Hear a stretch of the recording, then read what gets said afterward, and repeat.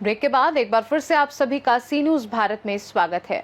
खबर बरेली से है, जहां बरेली में 26 सितंबर जुमे की नमाज के बाद भड़के बवाल के मामले में पुलिस की कार्यवाही लगातार तेज हो रही है। पुलिस ने बुधवार को बड़ी कार्यवाही करते हुए मौलाना तौकीर रजा के करीबी डॉक्टर नफीज और उनके बेटे फरहान को गिरफ्तार कर जेल भेज दिया है। पुलिस सूत्रों की माने तो डॉक्टर नफीस को जुमे की नमाज के बाद हुए बवाल का मुख्य साजिशकर्ता माना जा रहा है। जांच में सामने आया है कि डॉक्टर नफीस का मौलाना तौकीर रजा से सीधा संबंध है। पुलिस ने बताया कि जांच में ये खुलासा हुआ है कि बवाल के दौरान सोशल मीडिया और व्हाट्सएप ग्रुप्स के जरिए लोगों को उकसाने का काम किया गया था, जिसमें नफीस और उनका बेटा फरहान सक्रिय रूप से शामिल पाए गए। इसी आधार पर दोनों को गिरफ्तार कर कोर्ट में पेश किया गया, जिसके बाद उन्हें जेल भेज दिया गया।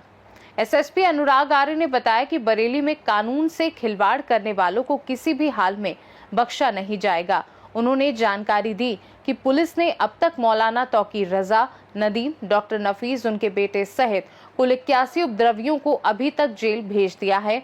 उन्होंने और क्या कुछ बताया, आइए सुनाते हैं। अपडेट है, कितने और आरोपी गिरफ्तार हुए हैं अभी तक? 26 सितंबर को थाना कोतवाली क्षेत्र में जो घटना घटित हुई थी, उसमें कल तक पुलिस के द्वारा 73 अभियुक्तों को गिरफ्तार करके जेल भेजा गया था। आज टोटल 8 अभियुक्तों को पुलिस के द्वारा गिरफ्तार किया गया है, जिसमें 2 अभियुक्त पुलिस मुठभेड़ के दौरान थाना सीबीगंज की टीम के द्वारा गिरफ्तार किए गए हैं। इसके अलावा 6 अन्य अभियुक्त हैं, जिसमें थाना कोतवाली के द्वारा डॉक्टर नफीस खान पुत्र अब्दुल वहीद और फरमान खां पुत्र नफीस खां, ये 2 अभियुक्त गिरफ्तार किए गए हैं। और थाना बारादरी पुलिस के द्वारा शान, मोहम्मद नदीम, रिजवान, अमान हुसैन और ताजिम, ये लोग गिरफ्तार किए गए हैं। इस प्रकार से टोटल हम लोगों के 8 अभियुक्त हैं जो आज की डेट में गिरफ्तार होकर जेल जा रहे हैं। टोटल पुलिस के द्वारा अब तक 81 अभियुक्त इसमें गिरफ्तार किए जा चुके हैं। हम लोगों की टीमें सीसीटीवी के माध्यम से, ICCC कंट्रोल रूम के जो फुटेजेज उपलब्ध हैं उसके माध्यम से, ड्रोन की जो फुटेजेज उपलब्ध हैं उसके माध्यम से लगातार इस आइडेंटिफिकेशन के लिए लगे हुए हैं कि कौन कौन ऐसे लोग थे जो भीड़ को उकसाने में और भीड़ को एग्रेसिव बनाने में शामिल थे। हम लोगों का मेन फोकस उन लोगों के ऊपर है जिन्होंने इस पूरे प्रोटेस्ट को ऑर्गेनाइज करने में और जो वहाँ पे भीड़ एकत्र हुई उसको एग्रेसिव बनाने में जिनकी अहम भूमिका थी, उसके संबंध में हम लोग इन्वेस्टिगेट कर रहे हैं। जो भी और लोग इसमें इस तरह की भूमिका में प्रकाश में आएंगे, हम लोग उसके खिलाफ कार्रवाई करेंगे। सर, ये जानकारी मिली कि जो नमाज का टाइम था वो भी बदला गया था, पहले क्या था, किस तरह से चेंजिंग की गई थी, क्या कह के किया गया था? ये सुबह जब वीडियो अपील जारी हुई उसके बाद नमाज का समय चेंज करते हुए अक्रॉस द सिटी 1 बजे कर दिया गया था। और उसके यही अपील भी अलग अलग व्हाट्सएप ग्रुप्स के माध्यम से की गई थी। 1 बजे के बाद नमाज पढ़ने के बाद लोग 2:30 बजे नौमेला मस्जिद पे इकट्ठा हो और वहाँ से इस्लामिया ग्राउंड कूच किया जाएगा, जो कि जो मैंने पहले भी बताया आपको कि एक सिंगल पॉइंट था इस्लामिया ग्राउंड, जहाँ पहुँचने के लिए लोगों के द्वारा अपील की गई।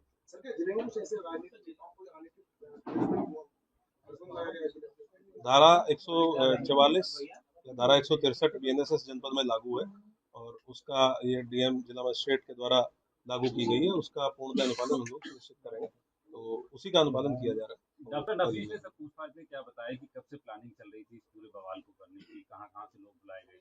जो कोतवाली पुलिस के द्वारा गिरफ्तार किया गया है डॉक्टर नफीस और उनका पुत्र, इससे पूछताछ में ये बातें प्रकाश में आई है कि 19 तारीख को जब ये अपील जारी की गई लगभग 1 हफ्ता पहले, और उसके बाद लगातार संवाद स्थापित किया गया और बताया गया कि इस प्रकार का कोई भी कार्यक्रम लॉ एंड ऑर्डर के पॉइंट ऑफ व्यू से, क्योंकि त्योहारों का समय है और उसके साथ साथ पहले भी इस तरह के जब कार्यक्रम हुए हैं तो काफ़ी समस्याएं पैदा हुई हैं, बहुत घटनाएं हुई हैं, तो इसको करना उचित नहीं रहेगा, इसलिए इसकी अनुमति नहीं दी गई। और हम लोगों को आशंका थी कि बाहर के भी लोग इसमें पार्टिसिपेट करके और वायलेंस कर सकते हैं। ये सारी चीज़ें बताई गई, उसके बावजूद भी जब ये नहीं किया गया तो पहले दिन जो ये डॉक्टर नफीस है, इसका लड़का फेसबुक पेज है जो IMC का, उसको संचालित करता था। ये बात इनसे पूछताछ में सामने आई है और उसी फेसबुक पेज पे वही अपील जिसको नदीम ने भी शेयर करने के बाद 2 घंटे बाद कहा था कि ये मेरे साइन नहीं है, उसी अपील को डॉक्टर नफीस के लड़के जो दूसरा अभियुक्त है आज जो पकड़ा गया है, जिसका नाम है फरहान, इसने IMC के ऑफिशियल जो फेसबुक पेज है उस पर पहले अपलोड किया और प्रशासन को गुमराह करने के लिए उसका स्क्रीनशॉट शेयर किया प्रशासन के साथ रात के समय, और फिर थोड़ी देर बाद ही उसको फेसबुक पेज से डिलीट कर दिया। सर अभी तक जांच कहाँ तक पहुंची और कितना अभी वक्त लगेगा पूरा एकदम तस्वीरें भी साफ होने अभी तो समय लगेगा क्योंकि हम लोग अभी इन्वेस्टिगेशन कर रहे हैं और अरेस्टिंग इंश्योर कर रहे हैं। उसके साथ साथ अलग अलग टीमें, उसके साथ साथ जनपद में त्योहार का समय है तो हम लोग लॉ एंड ऑर्डर ड्यूटीज में भी काफ़ी फोर्स हमारी एंगेज है, बाहर से भी काफ़ी फोर्स लगी हुई है। और जैसे जैसे हम लोग डेली बेसिस पे शाम को आपके साथ सारी प्रोग्रेस शेयर करते हैं, जो भी गिरफ्तारियां हुई, पूछताछ में क्या बातें प्रकाश में आई और जो भी नई चीज़ें प्रकाश में आती हैं उसके बेसिस पे इन्वेस्टिगेशन को आगे बढ़ाएंगे। ये नंबर तो आपको जब इन्वेस्टिगेशन कंप्लीट हो जाएगी तभी दे पाएंगे कितने लोग, लेकिन डेफिनेटली जो अब तक गिरफ्तार हुए हैं, के लोग कितने थे इसमें बाहर के? अभी तक हम लोगों ने जो आज भी 2 व्यक्ति पुलिस मुठभेड़ में पकड़े गए हैं वो जनपद शाहजहांपुर के रहने वाले थे, जिसमें पूछताछ में पता चला है कि नदीम खान जो जेल गया है, जो जनपद शाहजहांपुर का रहने वाला है, उसके द्वारा इनसे संपर्क स्थापित किया गया था। और बाकी भी हम लोग पता कर रहे हैं, हम लोग सर्विलांस के माध्यम से भी। तो पश्चिम बंगाल और बिहार के कितने लोग हैं? जो लोग जेल गए हैं उसमें से कुछ लोग पश्चिम बंगाल और बिहार के रहने वाले हैं, समझते 3 लोग ऐसे हैं जो अन्य प्रदेशों के रहने वाले हैं। तो हम लोग ये अभी और इसको सर्विलांस के माध्यम से भी तस्दीक कर रहे हैं कि कौन कौन लोग थे। ये भी देखना इंपॉर्टेंट है कि जो लोग वहाँ के रहने वाले हैं वो यहाँ कितने समय से थे, तो हम लोग उस पर भी इन्वेस्टिगेशन कर रहे हैं कि क्या ये कुछ समय पहले आए थे या लंबे समय से यहाँ थे। जैसे चीजें क्लियर होंगी हम लोग शेयर।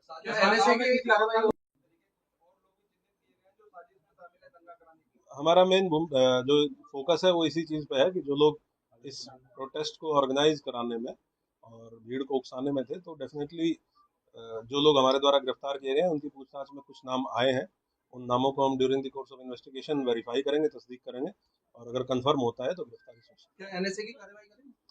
अभी तो हमारी इन्वेस्टिगेशन चल रही है और एनएसए की कार्रवाई परिस्थितियों को देखते हुए तत्कालीन समय जनपद में जो परिस्थितियां होती हैं उनको देखते हुए की जाती है। अभी हम लोग इस पॉइंट पे इन्वेस्टिगेट कर रहे हैं कि ये घटना किस प्रकार से हुई, किसके द्वारा की गई। क्या इन आरोपियों की संपत्ति चिन्हीकरण हो रही है सर? अभी हमारा फोकस पूरा का पूरा इस इन्वेस्टिगेशन पे है कि घटना किस प्रकार से हुई और घटना कारित करने वाले और कराने वाले कौन लोग थे और जनपद में कानून व्यवस्था सामान्य रहे, ये दोनों चीजें हमारे फोकस पे हैं। सर एक और बात, बरेली में क्योंकि जो नमाज है 12:30 से 3:30 के करीब तक जो है होती है अलग अलग मस्जिदों में, लेकिन कलेक्टिव में उस दिन जो है 1 बजे की कॉल की गई। ये कॉल किसकी तरफ से की गई थी और सिंगल आदमी था या फिर कोई और? अभी तक की इन्वेस्टिगेशन से क्लियर हुआ है कि जब सुबह 10:30 पौने 11 बजे के आसपास एक वीडियो जारी की गई जिसमें कहा गया कि कार्यक्रम कोई निरस्त नहीं हुआ है और कार्यक्रम जैसे भी था, जिस तरीके से उन्होंने डिक्लेयर किया था इसी तरीके से होगा। उसके बाद जो आईएमसी के पदाधिकारी हैं उनके द्वारा ये मैसेज कन्वे कराया गया कि सभी लोग सभी जगह जो जुमे की नमाज होगी वो 1 बजे होगी और उसके बाद लोग नमाज पढ़ने के बाद नौमेला मस्जिद, जहाँ पे पहले ज्ञापन का कार्यक्रम था, अपील में लिखा गया था कि ज्ञापन दिया जाएगा, वहाँ एकत्र होंगे और उसके बाद इस्लामिया कूच करेंगे। तो ये उस वीडियो जारी होने के बाद सुबह 10:30 पौने 11 बजे से लेके और 1 बजे के बीच में इस मैसेज को कन्वे किया गया कि जो जुमे की नमाज होगी वो 1 बजे होगी, क्योंकि नॉर्मली यहाँ नमाज आपने सही कहा कि वो लगभग 12:30 से और पौने 4 बजे तक के आसपास तक होती है, लेकिन उसकी टाइमिंग चेंज किया जाना उन 2-3 घंटों में और 1 बजे डिक्लेयर किया जाना, उससे ये क्लियर है कि वो सोची समझी साजिश के तहत ऐसा किया गया ताकि मैक्सिमम भीड़ इस्लामिया ग्राउंड की तरफ पहुंच सके। सर तो अभी एक सर इसने क्या बताया कि वहाँ पर अगर इस्लामिक ग्राउंड पहुंच जाती पूरी भीड़, तो क्या करने वाले थे? हम लोगों का जो इंटेलिजेंस का इनपुट था और हम लोगों के जो बीट आरक्षी थे जिनको बीट में भेजा गया था, उनके द्वारा जो आशंकाएं जाहिर की गई थी उसी के आधार पर हमने इस कार्यक्रम के लिए उनको मना किया था। हम लोगों को जानकारी थी कि ये प्रोटेस्ट वायलेंट हो सकता है और उसमें ऐसे तत्व शामिल हो सकते हैं जो प्रोटेस्ट को वायलेंट कर सकते हैं। क्या नफीस ने बताया ये पूछताछ में इनके क्या इरादे थे?